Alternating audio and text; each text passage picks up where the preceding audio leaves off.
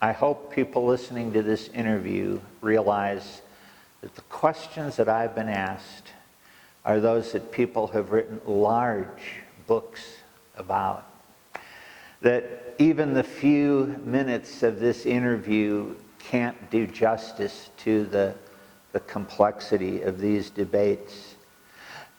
One place in the New Testament that many over the centuries have turned to in terms of worship is Acts 2:42.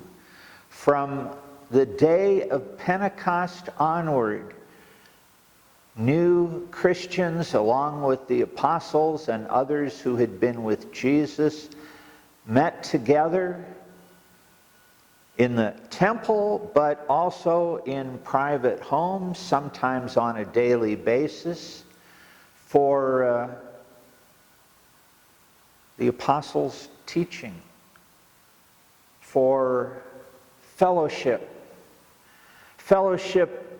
that involved financially helping one another, for the breaking of bread, which at least means celebrating a common meal, but may mean celebrating Holy Communion at the same time, and for prayer.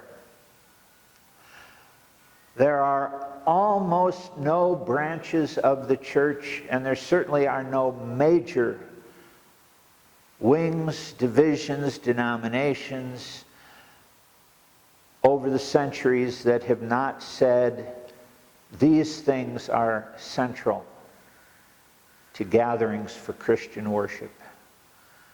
Understanding the apostles' instructions, which we now have in Scripture. Reading and interpreting Scripture needs to be a central part of worship.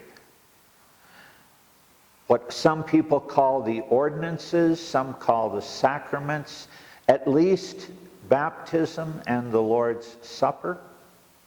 Not necessarily with every service, but somehow having a central place in the church's worship. Koinonia, a fellowship, a Greek word that meant a much greater intimacy of relationship than simply having coffee someplace and having conversation. Fellowship where there was caring for one another enough that there were no poor people among them, as the early chapters of Acts describe. Those who had surplus shared with those who had too little. And prayer. Prayer in every form to every one of the persons of the Trinity. Some have come along and said we should add mission or missions to the list of fundamental features of worship. Others have said, no, that's what the church should do outside of worship. But these four things are deeply constitutive of worship. What else can you do? What can you do that is very meaningful in a particular culture? I have attended services that have included sacred dance, men or women modestly dressed, perhaps beautifully dressed, engaging in calm and quiet or joyful and celebratory dance.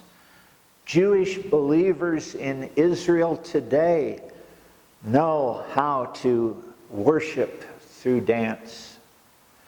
It's sad that the associations with dancing in some cultures have meant that Christians have felt they couldn't or shouldn't do it.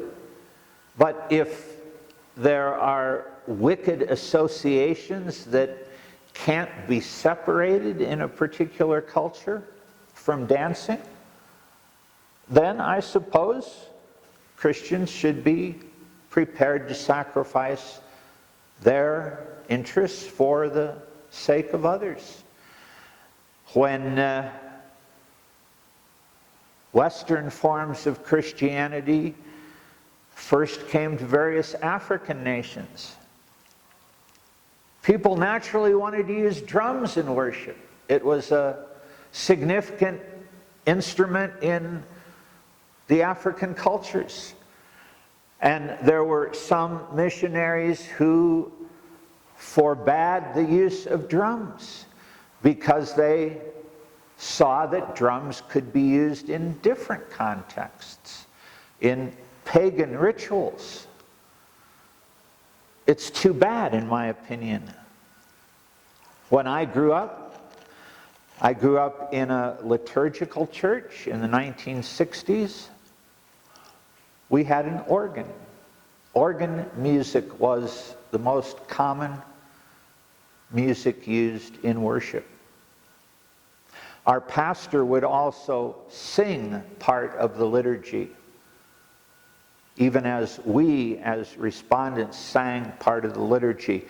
On a special holy day like Easter, we might get a brass quartet and have a trumpet and a trombone and a French horn and a tuba. It was beautiful. In the 80s and 90s, we began to experience what sadly was called the worship wars.